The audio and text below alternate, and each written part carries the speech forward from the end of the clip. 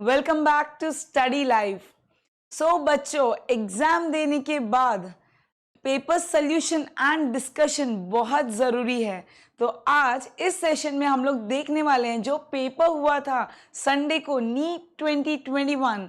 उसमें हमारा पेपर बहुत ही सिंपल आया था, तो एक बार उसका एक थरो डिस्कशन ज़रूर बनता है।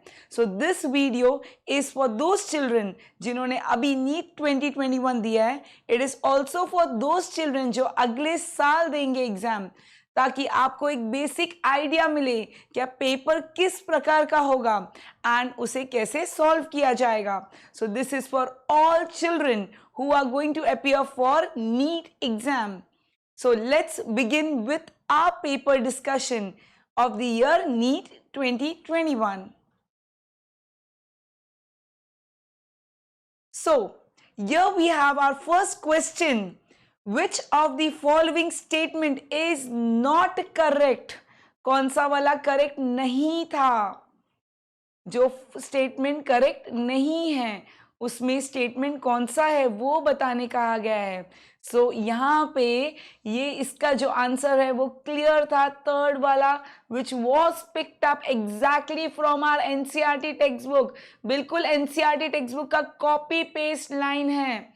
It is the pyramid of biomass in sea is generally upright. So this is the wrong answer, और इसमें हमें रॉन्ग आंसर फाइंड आउट करने बोला है। एनसीईआरटी में क्या दिया गया था? Pyramid of biomass is generally inverted. क्यों? क्योंकि in sea, because in sea the biomass of fishes is greater. इनका फिशेस का बायोमास ज्यादा है than the phytoplanktons. As compared to phytoplanktons, the biomass of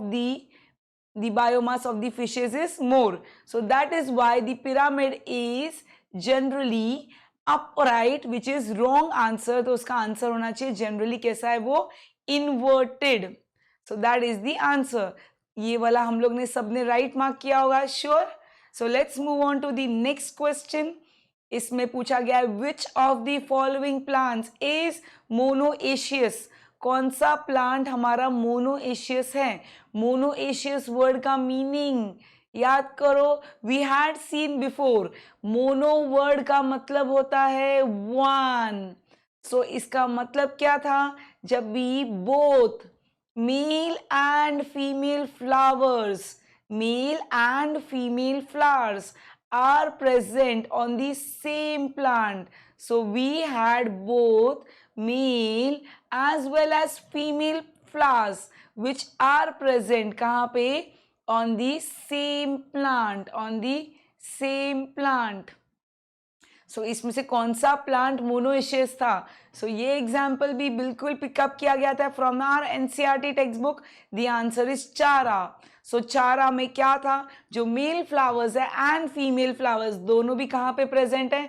on the same plant. So let us move to our third question. So here we have the third question. Third question is the first stable product. कौन सा product मिलता है कभी after carbon dioxide fixation? In sorghum. अभी जैसे नाम सुना था सोरगम वल्गैरे। कौन है ये सोरगम वल्गैरे? अपना jowar plant. This is our jowar plant. And when we are seeing carbon dioxide fixation in jowar plant, it was clearly C4 cycle. Because हमने उसमें एग्जाम्पल्स देखे थे। कौन से एग्जाम्पल्स आते हैं? JAMS, jams. कौन से थे ये jams? It was jowar, it was amaranthus, and then M से था maize, which is nothing but अपना corn. Then it was maize, and then we had sorghum. S से आएगा sugarcane, with S we had our sugar cane. So this sorghum was nothing but the jowar plant. So when we say C4 cycle, the first stable compound कौन सा carbon का होगा? 4 carbon compound होना चाहिए। अभी 4 carbon compound कौन सा form होता है? That is a clear cut answer of oxalo acetic acid. कैसे फॉर्म होता है ऑक्सालो एसिटिक एसिड? जब भी हमारे पास पेप्पा है which is phosphoenol pyruvic acid. Phosphoenol pyruvic acid, it is combining, किसके साथ कंबाइन कर रहा है? With carbon dioxide. We are getting OAA. This PEPA, ये जो था ना, ये कितने कार्बन का था? 3 कार्बन. इसने कार्बन डाइऑक्साइड एक्सेप्ट करके कितने कार्बन का बन गया? It has become 4 carbon. So अपना OAA is nothing but it is 4 carbon. So this was our MCQ number 3. Let us move to the next one. In this we can see diadelphous stamens. ये तो पक्का right करके आए होंगे सब लोग, because ये अकेला एग्जाम्पल दिया गया था एनसीईआरटी में इन डायडेल्फस कंडीशन. डायडेल्फस कंडीशन आपको याद है? एडेल्फस मतलब क्या था? when these stamens are united by their filaments and the anthers are free. So diadelphous condition में क्या दिख रहा है? ये देखो, ये फिलामेंट सब जॉइंट है एंड ऊपर के एंथर क्या है? Anthers are free. Anthers joint नहीं है, anthers are free.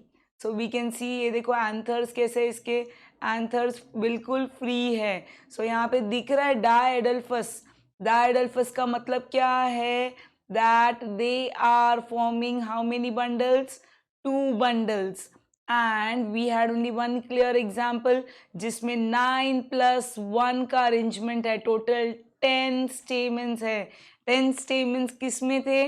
the right answer is the pea plant. ये मार्क किया है तो आपका आंसर बिल्कुल सही है. now let us see this. This is also a picked up line कहाँ से? from our NCERT textbook, जिसमें हमने देखा गया था that this was in the topic called as electrophoresis. कौन सा टॉपिक का क्वेश्चन है ये? इलेक्ट्रोफोरेसिस.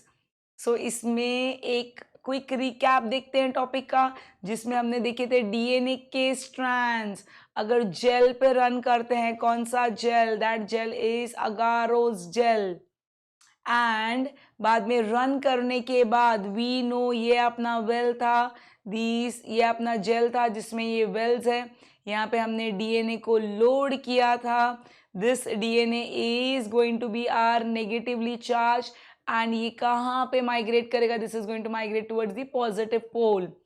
तो फिर जब भी वो डीएनए माइग्रेट करेगा, इसको सर्किट से कनेक्ट कर दिया गया है. And here we have an external circuit जिसको कनेक्ट किया which is the power supply. जब भी ये डीएनए स्ट्रैंड्स मूव होंगे, सो बाद में अगर हमको विजुअलाइज करना है ये डीएनए स्ट्रैंड्स का पैटर्न क्या है. So this was our well. So इसको स्टेन करने के लिए जो डाई यूज की गई थी वो थी इथिडियम ब्रोमाइड. एंड जब भी ये जो डाई है ये रेडियो एक्टिव डाई है. This is a radioactive die.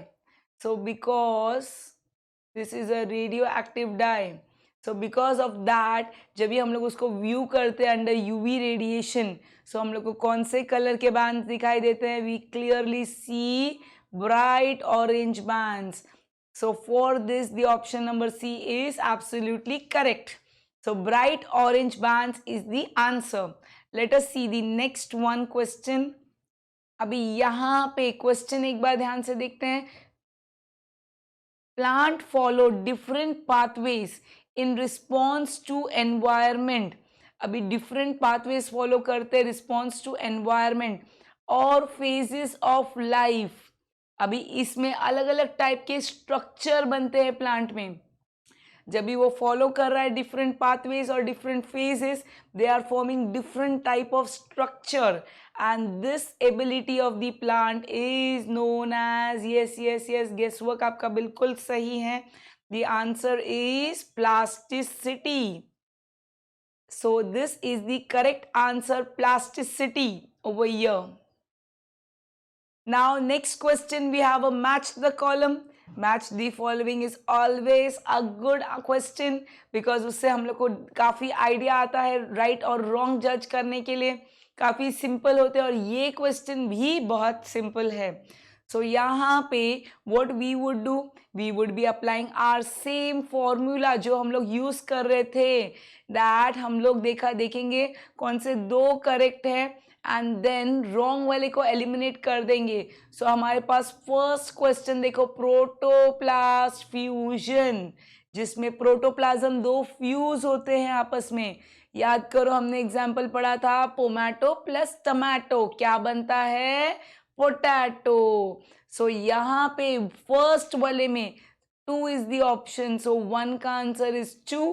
कहाँ पे दिख रहा है 1 का 2, यहाँ पे दिख रहा है, तो ये अपना मोस्ट प्रोबेबल आंसर है. एक और एग्जाम्पल चेक करते हैं and we will find out. अगर हम लोग देखते हैं ये plant tissue culture, so plant tissue culture, they show the ability of totipotency. So they have the ability of totipotency. इसका ऑप्शन नंबर 1 राइट है. so इसमें ही फर्स्ट का सेकेंड का 1, so 100% this is the right answer. ये अगर आपने mark किया है तो आपका आंसर बिल्कुल ही सही है. so let us move to the next question over here. ये जो इक्वेशन था, देखो याद करो, ये इक्वेशन हमने देखा था जब भी प्रोडक्टिविटी प्लान्स का पढ़ते हैं तभी हमने पढ़ा था. याद करो, प्राइमरी प्रोडक्टिविटी जिसमें जीपीपी क्या था, this was called as gross primary productivity.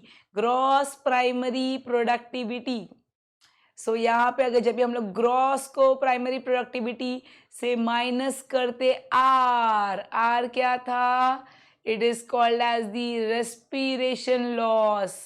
तो रेस्पिरेशन लॉस से माइनस करते थे तो हमें आंसर क्या मिल रहा था, NPP. What was NPP, it was net primary productivity. कितना इजी क्वेश्चन आया था ना एग्जाम में. तो यहाँ पे आर क्या था, दिख रहा है आपको मैंने क्या लिखा है, what is that, respiration losses. So अपना आंसर कौन सा है, फर्स्ट ऑप्शन. यही मार्क करके आए हैं ना सब, तो first answer is the right one. Let us move to the next question. Now the production of gametes by the parents. फिर उसके बाद में देखो, ध्यान से देखो, इसमें थोड़ा लंबा क्वेश्चन है. Production of gametes by the parents, बाद में उससे फॉर्मेशन होगा zygote, F1 generation and F2 plants. यहाँ पे दिख रहा है F2 प्लांट्स को दिखाने के लिए, F1 प्लांट्स के लिए जो हम लोग ऐसा बॉक्स वाला बनाते हैं ना, चेकर बोर्ड मेथड का दूसरा नाम क्या था, याद करो. So that is nothing else called as checkerboard method और पन्नेट स्क्वायर. यहाँ पे दिख रहा है square. So this is the correct answer. So ये ऑप्शन डी ऑप्शन यहाँ पे एब्सोल्युटली करेक्ट है. So let us move to the next question over here. Question लंबा दिख रहा है यहाँ पे, बट अगर आपने पढ़ा होगा ध्यान से तो काफी इजी था ये भी. इसमें क्या पूछा गया है, इसमें पूछा गया है कौन सा स्टेटमेंट इनकरेक्ट है, कौन सा रॉन्ग है, वो स्टेटमेंट पूछा गया था इसमें. सो अभी इसमें रॉन्ग वाला स्टेटमेंट जब भी देखा, न्यूक्लियर पोर्स, वहाँ पे प्रोटीन्स पास होते हैं, आरएनए मॉलिक्यूल्स पास होते हैं, यस पास होते हैं. तो ये आंसर बिल्कुल करेक्ट था, तो ये अपना आंसर नहीं है. फिर उसके बाद में यहाँ पे मैच्योर सीव ट्यूब एलिमेंट्स, ये वर्ड देख के क्या याद आ रहा है, ये किसका पार्ट है, this is the part of the phloem tissue. तो this is the part of our phloem tissue. उसमें बोला गया है कॉन्स्पिक्यूअस न्यूक्लियस है, नहीं है. तो क्लियर रॉन्ग आंसर मिल गया. कॉन्स्पिक्यूअस मतलब विजिबल, यहाँ पे न्यूक्लियस नहीं होता है क्योंकि मैच्योर सीव ट्यूब्स एलिमेंट्स के पास न्यूक्लियस नहीं होता है. दैट इज वाई वो किसके ऊपर डिपेंड करते हैं, they are dependent on companion cells. तो सीव ट्यूब्स के एकदम बाद जो सेल्स होते हैं, those are are companion cells which are helping them. So mature sieve tubes के पास कॉन्स्पिक्यूअस न्यूक्लियस नहीं है एंड यूजुअल साइटोप्लाज्मिक ऑर्गेनल्स भी नहीं है. वो किसके ऊपर डिपेंड करता है, वो इसके ऊपर डिपेंड करता है, कंपेनियन सेल्स के साथ रहता है हमेशा. किसमें, they are present in phloem tissue. So this is the wrong answer and हमें इनकरेक्ट आंसर ही फाइंड करने बोला था. तो we had to mark this option which is the B option, you had to mark. तो यही mark किया है ना आप लोग ने. So let us move to the next question over here. वापस आ गया एक और match the column. Wow, again a simple one, very easy. So what was this? इसमें भी हम लोग 2-3 चेक करेंगे and we can actually guess the right answer. So lenticels word, lenticels which are nothing but ये क्या होते हैं? They are pores. जो कहाँ पे होते हैं? On the bark of the stem. So these pores which are on the bark of the stem, what is their function? याद करो, हमने देखा था लीव्स पे क्या होते हैं? Stomata. Bark of the stem पे क्या होते हैं? लेंटिसेल्स. तो इनका काम क्या था? Exchange of gases. सो 1 को चेक करो, 1 का 3, 1 का 3, 1 का 3 किधर है? Yes, we have it over here. तो ये अपना शायद प्रोबेबल आंसर है. एक और आंसर देख के चेक कर लेते हैं. Cork cambium, very simple question, एकदम क्लियर. एनसीईआरटी में नाम दिया गया था. कॉर्क कैम्बियम को दूसरा नाम क्या दिया गया है? फेलोजेन. सो फेलोजेन 2 का 1 कहाँ दिख रहा है? 2 का 1, 2 का 1 यहाँ पे भी है, यहाँ पे भी है, बट यहाँ पे है. सो हम लोग को 2 आंसर्स राइट मिल गए. Yes, this is the absolutely correct answer for this particular question. ये आपने अगर आंसर मार्क किया है तो आपका आंसर बिल्कुल ही सही है. Let us move to the next question. ये क्वेश्चन ध्यान से रीड करना था आपको. ये क्वेश्चन के बारे में हमने ऑलरेडी दूसरे चैप्टर में भी देखा था, जिसमें हमने ये सुना है अमाउंट ऑफ न्यूट्रिएंट्स जो प्रेजेंट है. कौन से न्यूट्रिएंट्स के बारे में बात किया यहाँ पे? We have spoken about carbon, hydrogen, nitrogen. यहाँ पे जो एलिमेंट्स के बारे में बोला गया है, दोज एलिमेंट्स आर कार्बन है, नाइट्रोजन है, फॉस्फोरस है, देन वी हैव कैल्शियम, जो कहाँ पे प्रेजेंट है? सॉइल में. सो बच्चों ध्यान से याद करो, अगर ये न्यूट्रिएंट्स प्लांट में रहेंगे, अगर ये न्यूट्रिएंट्स कहाँ पे रहेंगे? प्लांट में. तो नेक्स्ट ईयर भी जो एग्जाम देने वाले बच्चे हैं, नोट कर लो इसको. न्यूट्रिएंट्स अगर प्लांट में रहेगा तो उसको स्टैंडिंग क्रॉप बोला जाएगा, स्टैंडिंग क्रॉप. बट यहाँ पे क्या लिखा गया है? ध्यान से देखो, यहाँ पे क्या लिखा गया है? न्यूट्रिएंट किधर प्रेजेंट है? This nutrient is present in the soil. तो सॉइल में है, तभी उसको क्या बोला जाएगा? Standing state. ये बिल्कुल कंफ्यूज करने के लिए इतना इजी क्वेश्चन दिया गया था. कितने ध्यान से आप क्वेश्चन रीड करते हो वो देखा जाता है यहाँ पे. सो आंसर हमारा क्या है यहाँ पे? स्टैंडिंग क्रॉप नहीं आएगा, यहाँ पे क्या आएगा? स्टैंडिंग स्टेट आएगा. तो स्टैंडिंग क्रॉप कभी आएगा? When it is a nutrient present in the plant. So this is present in the soil, so answer is going to be called as standing state. So this is our correct answer for this particular question. Now next question भी simple दिख रहा है. इसमें जब दिख रहा है हम लोग को क्लाइस्टोगैमी, जेनोगैमी, गैटनोगैमी, रिप्रोडक्शन इन प्लांट्स का चैप्टर का क्वेश्चन है ये. सो यहाँ पे देखो क्या दिया गया है? पोलन ग्रेन्स का जब ये ट्रांसफर होता है, कहाँ से? From anther of one plant to stigma. यहाँ पे मिल गया हमको आंसर, डिफरेंट प्लांट बोला है. ओके, जिससे genetically different types of pollen grains आते हैं. अभी डिफरेंट प्लांट बोला गया है, डिफरेंट प्लांट का एक ही ऑप्शन है, बिकॉज अभी हम जब ये देखते हैं क्लाइस्टोगैमी तो फ्लावर्स आर क्लोज्ड, तो ये सेल्फ पॉलिनेशन करेगा. ये नेबरिंग फ्लावर में जाता है तो ये भी सेल्फ पॉलिनेशन है. चैस्मोगैमी नेबरिंग फ्लावर में होता है, तो this is also kind of self pollination. Chasmogamy मतलब फ्लावर्स आर ओपन. सिर्फ यही पर्टिकुलर आंसर था. जेनोगैमी is our absolutely correct answer to this question, because यहाँ पे क्या दिख रहा है? जेनोगैमी में क्या होता है? वो डिफरेंट प्लांट में जाता है. It is going to a different plant belonging to same species. So let us move to the next question. यहाँ पे क्या बोला गया है?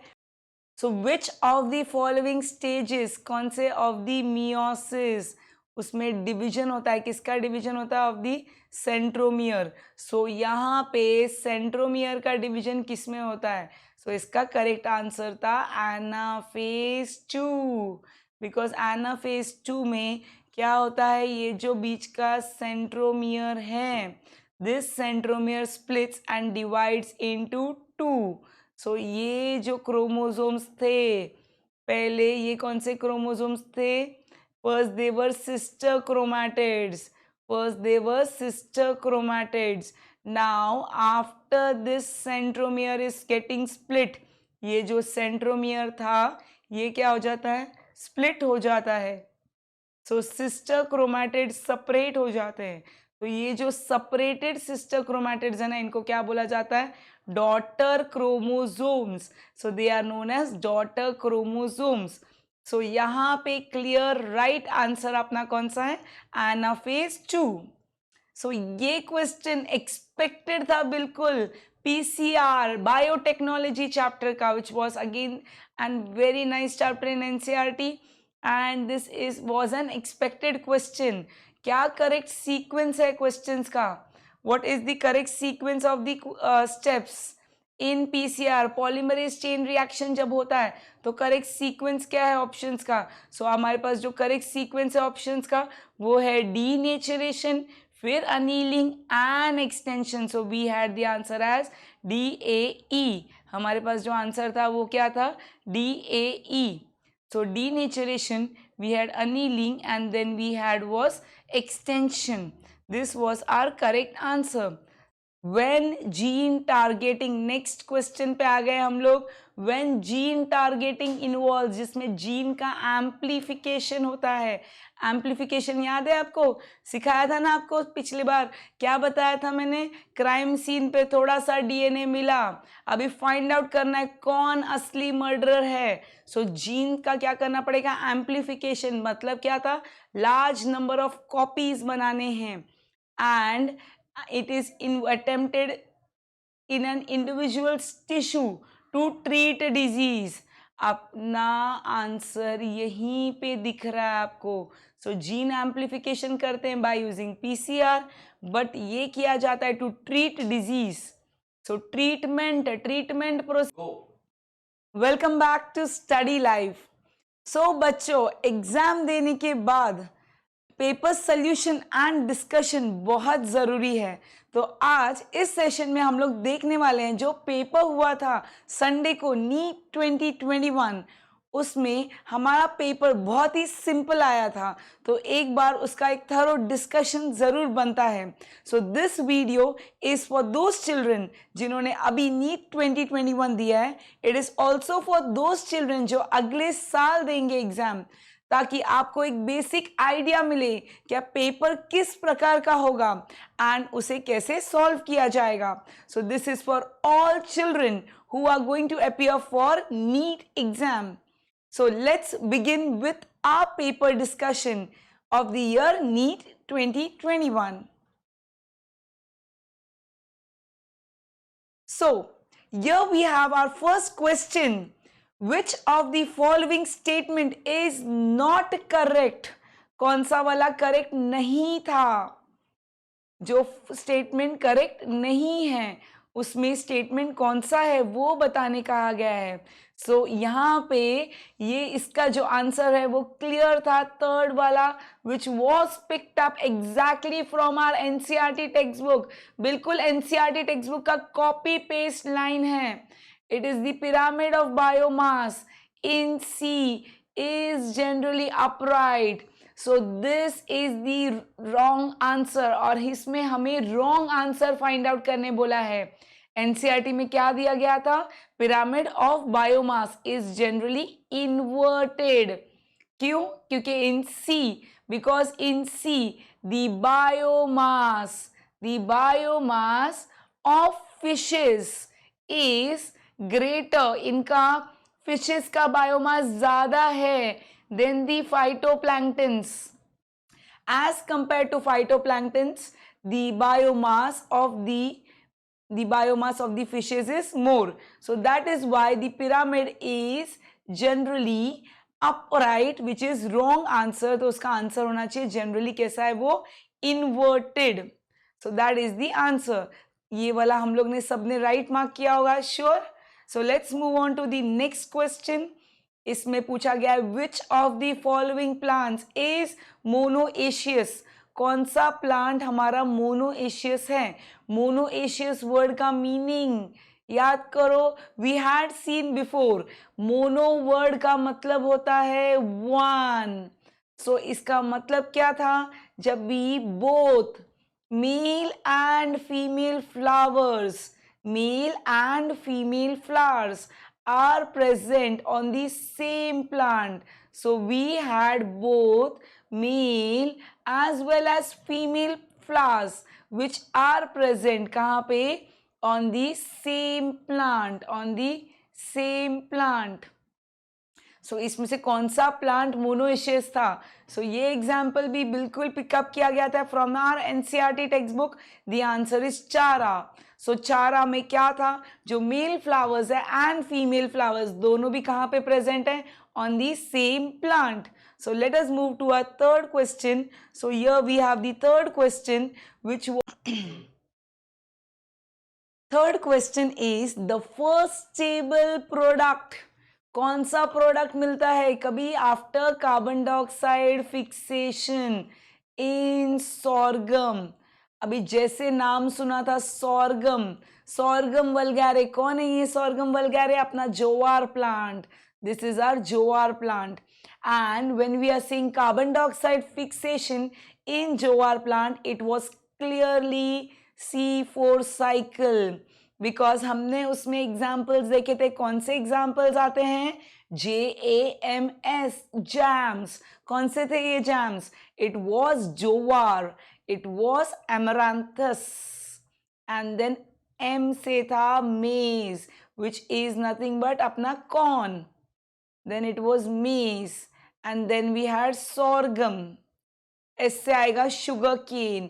With S we had our sugar cane. So this sorghum was nothing but the jowar plant. So when we say C4 cycle, C4 cycle, the first stable compound कौन सा carbon का होगा? 4 कार्बन. 4 कार्बन कंपाउंड होना चाहिए. अभी 4 carbon compound कौन सा form होता है? That is a clear cut answer of oxalo acetic acid. कैसे फॉर्म होता है ऑक्सालो एसिटिक एसिड? जब भी हमारे पास पेप्पा है which is phosphoenol pyruvic acid. Phosphoenol pyruvic acid, it is combining. किसके साथ कंबाइन कर रहा है? with carbon dioxide. We are getting OAA. This Peppa, ये जो था ना, ये कितने कार्बन का था? 3 कार्बन. इसने कार्बन डाइऑक्साइड एक्सेप्ट करके कितने कार्बन का बन गया? It has become 4 carbon. So अपना OAA is nothing but it is 4 carbon. So this was our MCQ number 3. Let us move to the next one. In this we can see diadelphous stamens. ये तो पक्का right करके आए होंगे सब लोग, because ये अकेला एग्जाम्पल दिया गया था एनसीईआरटी में इन डायडेल्फिस कंडीशन. डायडेल्फिस कंडीशन आपको याद है? एडेल्फिस मतलब क्या था?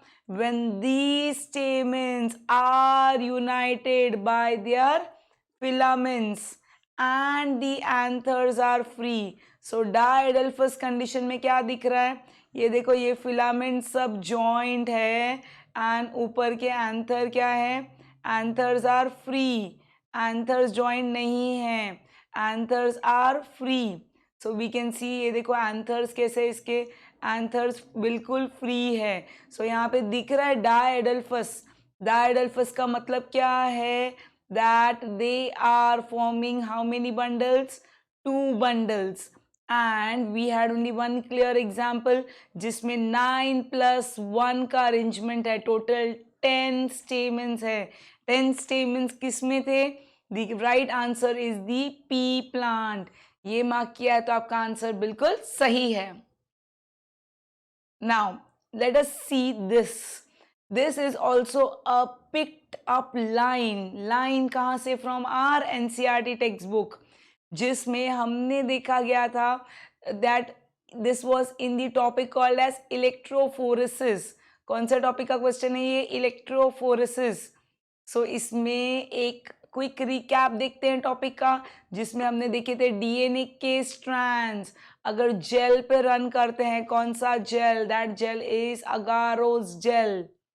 एंड बाद में रन करने के बाद वी नो ये अपना वेल था, ये अपना जेल था जिसमें ये वेल्स है. यहाँ पे हमने डीएनए को लोड किया था. This DNA is going to be our negatively charge and ये कहाँ पे माइग्रेट करेगा? This is going to migrate towards the positive pole. तो फिर जब भी वो डीएनए माइग्रेट करेगा, इसको सर्किट से कनेक्ट कर दिया गया है and here we have an external circuit जिसको कनेक्ट किया which is the power supply. जब भी ये डीएनए स्ट्रैंड्स मूव होंगे सो बाद में अगर हमको विजुअलाइज करना है ये डीएनए स्ट्रैंड्स का पैटर्न क्या है. So this was our well. So इसको चेन करने के लिए जो डाई यूज की गई थी वो थी इथिडियम ब्रोमाइड. एंड जब भी ये जो डाई है ये रेडियो एक्टिव डाई है. This is a radioactive dye. So because this is a radioactive dye so because of that जब भी हम लोग उसको व्यू करते हैं अंडर यूवी रेडिएशन सो हम लोग को कौन से कलर के बैंड्स दिखाई देते हैं. We clearly see bright orange bands. So for this the option number C is absolutely correct. So bright orange bands is the answer. Let us see the next one question. अभी यहाँ पे question एक बार ध्यान से देखते हैं. Plant follow different pathways in response to environment. अभी different pathways follow करते हैं response to environment और phases of life. अभी इसमें अलग अलग टाइप के स्ट्रक्चर बनते हैं प्लांट में. जब भी वो फॉलो कर रहा है डिफरेंट पाथवेज और different phases they are forming different type of structure and this ability of the plant is known as yes yes yes guess work आपका बिल्कुल सही है. The answer is plasticity. So this is the correct answer plasticity over here. Now next question we have a match the column. Match the following is always a good question because उससे हम लोग को काफ़ी idea आता है right और wrong जज करने के लिए. काफ़ी सिंपल होते हैं और ये क्वेश्चन भी बहुत सिंपल है. सो यहाँ पे what we would do, we would be applying our same formula जो हम लोग यूज़ कर रहे थे. दैट हम लोग देखेंगे कौन से दो करेक्ट है एंड देन रॉन्ग वाले को एलिमिनेट कर देंगे. सो हमारे पास फर्स्ट क्वेश्चन देखो प्रोटोप्लास्ट फ्यूजन जिसमें प्रोटोप्लाज्म दो फ्यूज होते हैं आपस में. याद करो हमने एग्जाम्पल पढ़ा था पोमैटो प्लस टमाटो क्या बनता है पोटैटो. सो यहाँ पे फर्स्ट वाले में 2 इज द ऑप्शन. सो 1 का आंसर इज 2. कहाँ पे दिख रहा है 1 का 2 यहाँ पे दिख रहा है तो ये अपना मोस्ट प्रोबेबल आंसर है. एक और एग्जांपल चेक करते हैं and we will find out. अगर हम लोग देखते हैं ये plant tissue culture. So plant tissue culture they show the ability of totipotency. So they have the ability of totipotency. इसका ऑप्शन नंबर 1 राइट है. सो इसमें ही फर्स्ट का सेकेंड का 1. So 100% this is the right answer. ये अगर आपने mark किया है तो आपका आंसर बिल्कुल ही सही है. So let us move to the next question over here. ये जो इक्वेशन था देखो याद करो ये इक्वेशन हमने देखा था जब भी प्रोडक्टिविटी प्लान्स का पढ़ते हैं तभी हमने पढ़ा था. याद करो प्राइमरी प्रोडक्टिविटी जिसमें जीपीपी क्या था. This was called as gross primary productivity. So यहाँ पे अगर जब भी हम लोग ग्रॉस को प्राइमरी प्रोडक्टिविटी से माइनस करते आर क्या था. It is called as the respiration loss. तो रेस्पिरेशन लॉस से माइनस करते थे तो हमें आंसर क्या मिल रहा था NPP. What was NPP. It was net primary productivity. कितना इजी क्वेश्चन आया था ना एग्जाम में. तो यहाँ पे आर क्या था दिख रहा है आपको मैंने क्या लिखा है. What is that respiration losses. So अपना आंसर कौन सा है फर्स्ट ऑप्शन. यही मार्क करके आए हैं ना सब. तो first answer is the right one. Let us move to the next question. Now the production of gametes by the parents. फिर उसके बाद में देखो ध्यान से देखो इसमें थोड़ा लंबा क्वेश्चन है. Production of gametes by the parents बाद में उससे फॉर्मेशन होगा zygote F1 generation and F2 plants. यहाँ पे दिख रहा है F2 प्लांट्स को दिखाने के लिए F1 प्लांट्स के लिए जो हम लोग ऐसा बॉक्स वाला बनाते हैं ना चेकर बोर्ड मेथड का दूसरा नाम क्या था याद करो. So that is nothing else called as checkerboard method और पन्नेट स्क्वायर. यहाँ पे दिख रहा है square. So this is the correct answer. So ये ऑप्शन डी ऑप्शन यहाँ पे एब्सोल्युटली करेक्ट है. So let us move to the next question over here. Question लंबा दिख रहा है यहाँ पे, बट अगर आपने पढ़ा होगा ध्यान से तो काफी इजी था ये भी. इसमें क्या पूछा गया है? इसमें पूछा गया है कौन सा स्टेटमेंट इनकरेक्ट है, कौन सा रॉन्ग है, वो स्टेटमेंट पूछा गया था इसमें. सो अभी इसमें रॉन्ग वाला स्टेटमेंट जब भी देखा, न्यूक्लियर पोर्स, वहाँ पे प्रोटीन्स पास होते हैं, आरएनए मॉलिक्यूल्स पास होते हैं, यस पास होते हैं. तो ये आंसर बिल्कुल करेक्ट था, तो ये अपना आंसर नहीं है. फिर उसके बाद में यहाँ पे मैच्योर सीव ट्यूब एलिमेंट्स, ये वर्ड देख के क्या याद आ रहा है? ये किसका पार्ट है? This is the part of the phloem tissue. तो this is the part of our phloem tissue. उसमें बोला गया है कॉन्स्पिक्यूअस न्यूक्लियस है, नहीं है. तो क्लियर रॉन्ग आंसर मिल गया. कॉन्स्पिक्यूअस मतलब विजिबल, यहाँ पे न्यूक्लियस नहीं होता है, नहीं होता है, क्योंकि मैच्योर सीव ट्यूब्स एलिमेंट्स के पास न्यूक्लियस नहीं होता है. दैट इज वाई वो किसके ऊपर डिपेंड करते हैं? They are dependent on companion cells. तो सीव ट्यूब्स के एकदम बाद जो सेल्स होते हैं, those are are companion cells which are helping them. So mature sieve tubes के पास कॉन्स्पिक्यूअस न्यूक्लियस नहीं है एंड यूजुअल साइटोप्लाज्मिक ऑर्गेनल्स भी नहीं है. वो किसके ऊपर डिपेंड करता है? वो इसके ऊपर डिपेंड करता है, कंपेनियन सेल्स के साथ रहता है हमेशा. किसमें? They are present in phloem tissue. So this is the wrong answer and हमें इनकरेक्ट आंसर ही फाइंड करने बोला था. तो we had to mark this option which is the B option. You had to mark. तो यही mark किया है ना आप लोग ने. So let us move to the next question over here. वापस आ गया एक और match the column. Wow, again a simple one, very easy. So what was this? इसमें भी हम लोग 2-3 चेक करेंगे and we can actually guess the right answer. So lenticels word, lenticels which are nothing but, ये क्या होते हैं? They are pores, जो कहाँ पे होते हैं? On the bark of the stem. So these pores which are on the bark of the stem, what is their function? याद करो, हमने देखा था लीव्स पे क्या होते हैं? Stomata. Bark of the stem पे क्या होते हैं? लेंटिसेल्स. तो इनका काम क्या था? Exchange of gases. सो 1 को चेक करो, 1 का 3, 1 का 3, 1 का 3 किधर है? Yes, we have it over here. तो ये अपना शायद प्रोबेबल आंसर है. एक और आंसर देख के चेक कर लेते हैं. Cork cambium, very simple question, एकदम क्लियर. एनसीईआरटी में नाम दिया गया था. कॉर्क कैम्बियम को दूसरा नाम क्या दिया गया है? फेलोजेन. सो फेलोजेन 2 का 1 कहाँ दिख रहा है? 2 का 1, 2 का 1 यहाँ पे भी है, यहाँ पे भी है, बट यहाँ पे है. सो हम लोग को 2 आंसर्स राइट मिल गए. Yes, this is the absolutely correct answer for this particular question. ये आपने अगर आंसर मार्क किया है तो आपका आंसर बिल्कुल ही सही है. Let us move to the next question. ये क्वेश्चन ध्यान से रीड करना था आपको. ये क्वेश्चन के बारे में हमने ऑलरेडी दूसरे चैप्टर में भी देखा था, जिसमें हमने ये सुना है अमाउंट ऑफ न्यूट्रिएंट्स जो प्रेजेंट है. कौन से न्यूट्रिएंट्स के बारे में बात किया यहाँ पे? We have spoken about carbon, hydrogen, nitrogen. यहाँ पे जो एलिमेंट्स के बारे में बोला गया है, दोज एलिमेंट्स आर कार्बन है, नाइट्रोजन है, फॉस्फोरस है, देन वी हैव कैल्शियम, जो कहाँ पे प्रेजेंट है? सॉइल में. सो बच्चों ध्यान से याद करो, अगर ये न्यूट्रिएंट्स प्लांट में रहेंगे, अगर ये न्यूट्रिएंट्स कहाँ पे रहेंगे? प्लांट में. तो नेक्स्ट ईयर भी जो एग्जाम देने वाले बच्चे हैं, नोट कर लो इसको. न्यूट्रिएंट्स अगर प्लांट में रहेगा तो उसको स्टैंडिंग क्रॉप बोला जाएगा, स्टैंडिंग क्रॉप. बट यहाँ पे क्या लिखा गया है? ध्यान से देखो, यहाँ पे क्या लिखा गया है? न्यूट्रिएंट किधर प्रेजेंट है? This nutrient is present in the soil.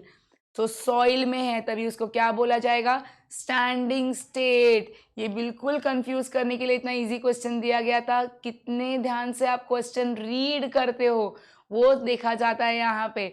So answer हमारा क्या है यहाँ पे? स्टैंडिंग क्रॉप नहीं आएगा, यहाँ पे क्या आएगा? स्टैंडिंग स्टेट आएगा. तो स्टैंडिंग क्रॉप कभी आएगा? When it is a nutrient present in the plant. So this is present in the soil. So answer is going to be called as standing state. So this is our correct answer for this particular question. Now next question भी simple दिख रहा है। इसमें जब दिख रहा है हम लोग को क्लाइस्टोगैमी, जेनोगैमी, गैटनोगैमी, रिप्रोडक्शन इन प्लांट्स का चैप्टर का क्वेश्चन है ये। सो यहाँ पे देखो क्या दिया गया है, पोलन ग्रेन्स का जब ये ट्रांसफर होता है कहाँ से, from anther of one plant to stigma, यहाँ पे मिल गया हमको आंसर, डिफरेंट प्लांट बोला है। ओके, जिससे genetically different types of pollen grains आते हैं। अभी डिफरेंट प्लांट बोला गया है, डिफरेंट प्लांट का एक ही ऑप्शन है, बिकॉज अभी हम जब ये देखते हैं क्लाइस्टोगैमी तो फ्लावर्स आर क्लोज्ड, तो ये सेल्फ पॉलिनेशन करेगा। ये नेबरिंग फ्लावर में जाता है तो ये भी सेल्फ पॉलिनेशन है। चैस्मोगैमी नेबरिंग फ्लावर में होता है तो this is also kind of self pollination. Chasmogamy मतलब फ्लावर्स आर ओपन। सिर्फ यही पर्टिकुलर आंसर था, जेनोगैमी is our absolutely correct answer to this question, because यहाँ पे क्या दिख रहा है, जेनोगैमी में क्या होता है, वो डिफरेंट प्लांट में जाता है, it is going to a different plant belonging to same species. So let us move to the next question. यहाँ पे क्या बोला गया है, which of the following stages, so which of the following stages, कौन से of the meiosis, उसमें division होता है, किसका डिवीजन होता है, ऑफ दी सेंट्रोमियर। सो यहाँ पे सेंट्रोमियर का डिवीजन किस में होता है, सो इसका करेक्ट आंसर था एनाफेज 2, बिकॉज एनाफेज 2 में क्या होता है, ये जो बीच का सेंट्रोमियर है, this centromere splits and divides into 2। सो ये जो क्रोमोसोम्स थे पहले, ये कौन से क्रोमोसोम्स थे, first they were sister chromatids, first they were sister chromatids. Now after this centromere is getting split, ये जो centromere था ये क्या हो जाता है, split हो जाता है, so sister chromatids separate हो जाते हैं। तो ये जो separated sister chromatids है ना, इनको क्या बोला जाता है, daughter chromosomes. So they are known as daughter chromosomes. सो यहाँ पे क्लियर राइट आंसर अपना कौन सा है, एनाफेज 2। सो ये क्वेश्चन एक्सपेक्टेड था बिल्कुल पीसीआर बायोटेक्नोलॉजी चैप्टर का, which was again and very nice chapter in NCERT, and this is was an expected question. क्या करेक्ट सीक्वेंस है क्वेश्चंस का, what is the correct sequence of the steps in PCR, polymerase chain reaction जब होता है तो correct sequence क्या है options का। सो हमारे पास जो करेक्ट सीक्वेंस है ऑप्शंस का वो है डीनेचरेशन, फिर annealing and extension. So we had the answer as DAE। हमारे पास जो आंसर था वो क्या था, DAE। So denaturation, we had annealing and then we had was extension. This was our correct answer. when gene targeting, next question पे आ गए हम लोग, when gene targeting involves, जिसमें जीन का एम्प्लीफिकेशन होता है।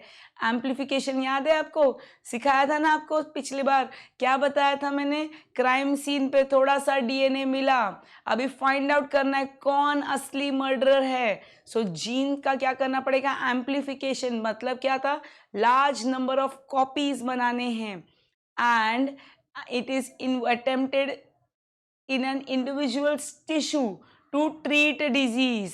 अपना आंसर यहीं पे दिख रहा है आपको।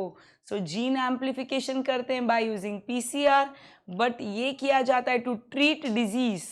सो ट्रीटमेंट प्रोसीजर कौन सा है, so treatment procedure we have only one over here, which is our gene therapy. So gene therapy is the answer to this particular question. So हमारा अभी लास्ट आंसर देखेंगे हम लोग, लास्ट क्वेश्चन यहाँ पे, ये इसमें भी अगेन मैच द कॉलम है। सो अभी यहाँ पे आंसर्स चेक करते हैं। 1 फर्स्ट क्रिस्टे के साथ याद करो, we are drawing the diagram over here. So here when we draw the diagram, so ये outer mitochondrial membrane है, ये inner mitochondrial membrane है, इसमें ये जो finger like processes है इसको क्या बोलते हैं, these are called as cristae। सो ये था हमारा क्रिस्टे। सो क्या दिख रहा है, they are the infoldings in the mitochondria. तो 1 का clear answer is the third. 1 का 3 कहाँ पे दिख रहा है हम लोग को, यहाँ पे दिख रहा है। चलो एक और देखते हैं, थाइलेकोइड क्या होता है। So when we see thylakoid, हम लोग को आना पड़ेगा वापस क्लोरोप्लास्ट के स्ट्रक्चर में, जहाँ पे ये आउटर मेम्ब्रेन है, this is our inner membrane. And इसमें ये क्या होते हैं, डिस्क लाइक स्ट्रक्चर्स, जिसको बोला जाता है ग्राना। ग्राना हमने बाहर निकाला यहाँ पे, तो ये ग्राना में एक एक को क्या बोला जाता है, these are called as thylakoids. तो थाइलेकोइड्स क्या है, they are flattened membrane sacs. कहाँ पे, in the stroma of the plastid. Plastid कौन था, क्लोरोप्लास्ट। So 2 का 4, here we have 2 का 4. So we have got 2 options right in this. So this is our correct answer. So we can mark on this D option. So बच्चों ऐसे बहुत से questions study live जो आपको app दिख रहा है उसमें सॉल्व किए जाते हैं, एंड प्लस आपको हर एक टॉपिक के बारे में detailed explanation, and you can write your questions in the comment section. जो भी आपके डाउट्स रहेंगे वो भी आप लिख सकते हो, आपको हर चीज़ का जवाब मिलेगा। सो उसके लिए आपको क्या करना है, जस्ट आपको सब्सक्राइब करना है हमारे इस ऐप पे। सो ऐप का नाम ऊपर आपको दिख रहा है यहाँ पे। So we have, this is the app which is Study Live. So please subscribe to this app for more questions and for more such topics. Stay tuned with us. We'll be discussing on more topics and we'll be back with more topics on this revision of this NEET 2021 and paper discussion. For that, please stay tuned with Study Live. Thank you. So यहाँ पे हमने देखे questions कैसे उनको solve करना है।